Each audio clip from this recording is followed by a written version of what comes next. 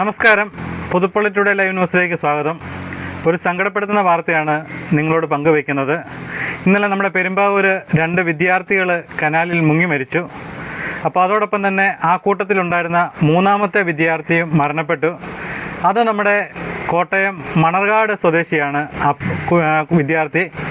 അപ്പോൾ ഞാൻ ഇന്നലെ നമ്മുടെ പുതുപ്പള്ളിപ്പള്ളി കൊടിയേറ്റായിരുന്നു. ആ കൊടിയേറ്റിൻ്റെ സമയത്താണ് ഇതുപോലെ 2 കുട്ടികൾ കനാലിൽ മുങ്ങി മരിച്ചെന്നുള്ള വാർത്ത എനിക്ക് കിട്ടിയത്. അപ്പോൾ ഞാനപ്പോൾ കൊടിയേറ്റിൻ്റെ തിരക്കിലായതുകൊണ്ട് അതിനെപ്പറ്റി വിശദമായിട്ട് അന്വേഷിക്കാൻ പറ്റിയില്ല. എന്നാലും അതിൻ്റെ അകത്ത് ഒരു കുട്ടി മണർകാട് സ്വദേശിയാണ്. അപ്പം ആ കുട്ടിയെ രക്ഷപ്പെടുത്തി ചെറിയൊരു ഇതുണ്ട്, അതുകൊണ്ട് ഹോസ്പിറ്റലാക്കിയിട്ടുണ്ട്. വെന്റിലേറ്ററിലേക്കാണ് മാറ്റിയിരിക്കുന്നതെന്നാണ് അറിഞ്ഞത്. എന്നാൽ ഞാൻ വേറെ മറ്റൊന്നും സംഭവിക്കരുത് എന്ന് കരുതി പ്രാർത്ഥിച്ചു. പക്ഷേ എന്നാലും നിർഭാഗ്യവശാൽ ആ കുട്ടിയും മരണപ്പെട്ടു. നമ്മുടെ മണർകാട് കവലയിൽ പിക്കപ്പ് വാൻ ഓടിക്കുന്ന ഒറ്റപ്ലാക്കൽ മോനാച്ചൻ എന്നാണ് എല്ലാവരും വിളിക്കുന്നത്. സുനിൽ എന്നാണ് അദ്ദേഹത്തിൻ്റെ പേര്. അദ്ദേഹത്തിൻ്റെ മകനാണ്. അദ്ദേഹത്തിൻ്റെ വൈഫിൻ്റെ പേര് ഷീന. ഈ മരിച്ച എമിലിന് ഒരു സഹോദരനും കൂടെ ഉണ്ട്, എഡ്വിൻ എന്ന് പറഞ്ഞ്. അപ്പോൾ എമിലിന് 20 വയസ്സാണ്. എമിലും ഈ കൂട്ടത്തിലുണ്ടായിരുന്നു. എമിലാണ് മരണപ്പെട്ടത്. ഇന്ന് പുലർച്ചെയാണ് ഈ മരണവിവരം ഞാൻ അറിയുന്നത്. അപ്പോൾ ഞാൻ നമ്മുടെ മണർകാട് കുട്ടിയുടെ വീട്ടിലേക്കൊന്ന് പോയി. മണർകാട് കവലയിൽ നിന്ന് പഴയ KK റോഡിലൂടെ സഞ്ചരിക്കുമ്പോൾ കൃപാനഗറിലേക്ക് കയറുമ്പോഴത്തേന് ഇവിടുന്ന് ഈ കയറ്റം കയറി ചെന്ന് കഴിയുമ്പോൾ വീണ്ടും ഇടത്തോട്ട് തിരിയുകയാണ്.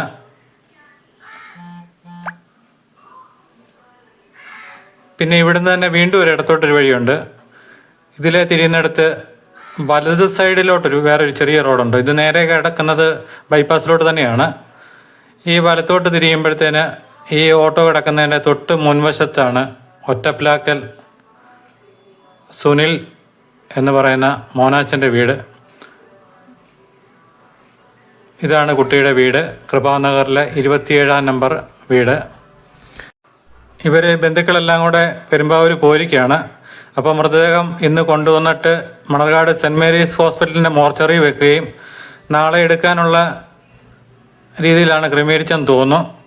അപ്പോൾ ഇവിടെ വീട്ടിൽ ആരും വിവരം അറിയിച്ചിട്ടില്ല. അതുകൊണ്ടാണ് ഞാൻ വീട്ടിൽ കയറാഞ്ഞത്.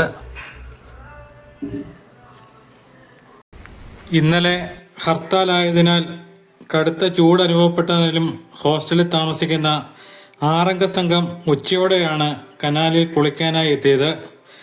ഇവരിൽ 3 പേരാണ് വെള്ളത്തിലിറങ്ങിയത്. എന്നാൽ ഷട്ടർ തുറന്ന സമയമായതുകൊണ്ട് കനാലിൽ 10 അടിയോളം വെള്ളവും ശക്തമായ ഒഴുക്കും ഉണ്ടായിരുന്നു. വെള്ളത്തിൻ്റെ വേഗത തിരിച്ചറിയാൻ ഈ കുട്ടികൾക്ക് സാധിച്ചില്ല. അതാണ് ദുരന്തത്തിന് കാരണമായത്. ഒഴുക്കിൽപ്പെട്ട കുട്ടികളുടെ നിലവിളി കേട്ടുകൊണ്ടാണ് നാട്ടുകാർ ഓടിക്കൂടിയത്. രക്ഷാപ്രവർത്തനം ആരംഭിച്ചു. പിന്നാലെ ഫയർഫോഴ്സും സ്ഥലത്തെത്തി. ഒഴുക്കിൽപ്പെട്ട 3ാമത്തെ വിദ്യാർത്ഥിയെ രക്ഷപ്പെടുത്തി കോതമംഗലത്തെ സ്വകാര്യ ആശുപത്രിയിൽ പ്രവേശിപ്പിച്ചു.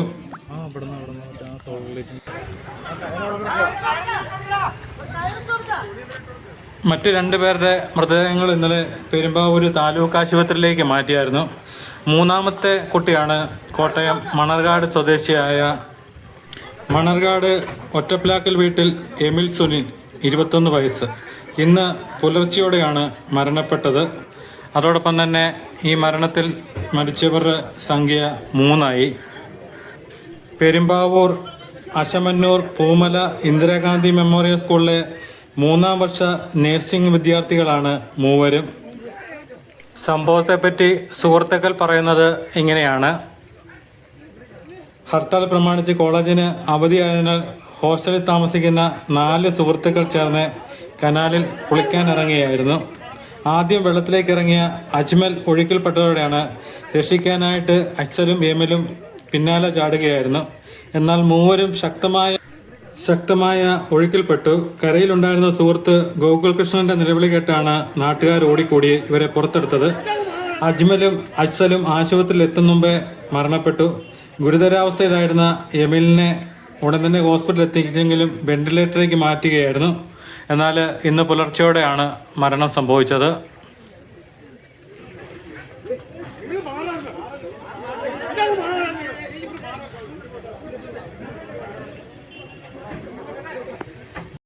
ഈ അപകടമുണ്ടായ കനാലിൽ ഒരുപാട് ആൾക്കാരാണ്, കുട്ടികളടക്കം ഇവിടെ കുളിക്കാൻ വരുന്നതെന്നാണ് നാട്ടുകാർ പറയുന്നത്.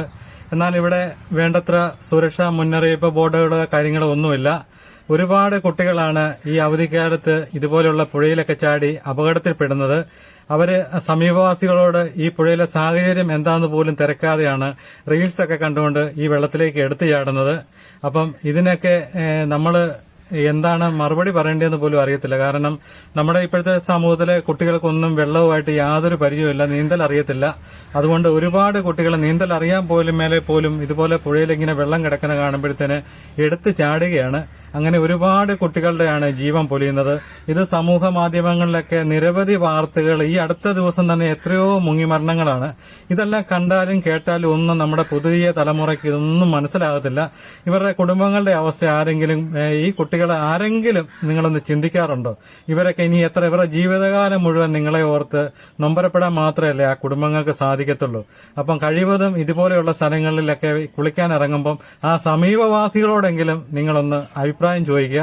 അതുപോലെ എന്തെങ്കിലും സുരക്ഷാ സംവിധാനങ്ങളൊക്കെ ഉള്ളിടത്ത് മാത്രമേ നിങ്ങൾ ദയവ് ചെയ്ത് ഈ വെള്ളത്തിലേക്ക് ഇറങ്ങാവുള്ളൂ.